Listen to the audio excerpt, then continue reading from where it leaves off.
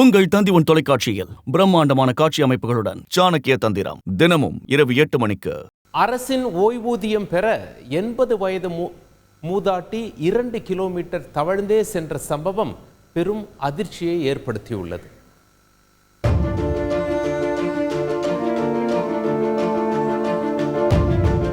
சேரும் சகதியும் நிறைந்த இந்த பாதையில் நடந்து செல்வதே கடினம்.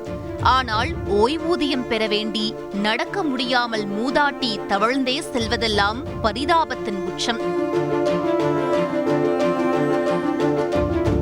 ஒடிஷா மாநிலம் ராய்சுன் கிராமத்தை சேர்ந்தவர்தான் 80 வயது மூதாட்டி பதூரி டெஹுரி.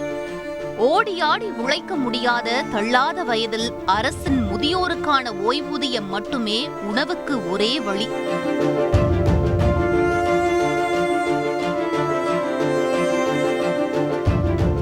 முதியோர்களுக்கான ஓய்வூதியத்தை அவர்கள் இருக்கும் பகுதிகளுக்கே சென்று நேரில் வழங்க வேண்டும் என அரசு உத்தரவிட்ட நிலையிலும் பஞ்சாயத்து அலுவலகத்திற்கு நேரில் வந்து பெற்றுக்கொள்ளுமாறு பஞ்சாயத்து விரிவாக்க அலுவலர் மூதாட்டியிடம் கூறிவிட்டாராம்.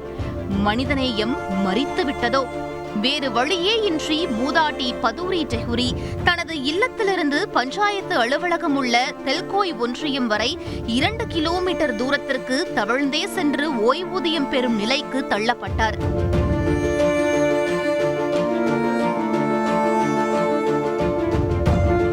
இந்த வீடியோ காட்சிகள் மனதை ரணமாக்கிய நிலையில் பஞ்சாயத்து அலுவலரின் மனசாட்சியற்ற செயலுக்கு பலரும் கண்டனம் தெரிவித்துள்ளனர்.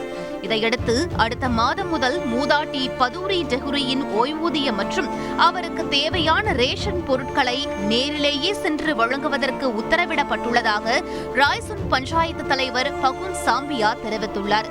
இனி ஒரு சம்பவம் இதுபோல் நடக்காத வகையில் அரசு தனி கவனம் செலுத்த வேண்டும் என்பதே அனைவரின் கோரிக்கையாக உள்ளது. உங்கள் தந்தி தொலைக்காட்சியில் பிரம்மாண்டமான காட்சி அமைப்புகளுடன் சாணக்கிய தந்திரம் தினமும் இரவு 8 மணிக்கு.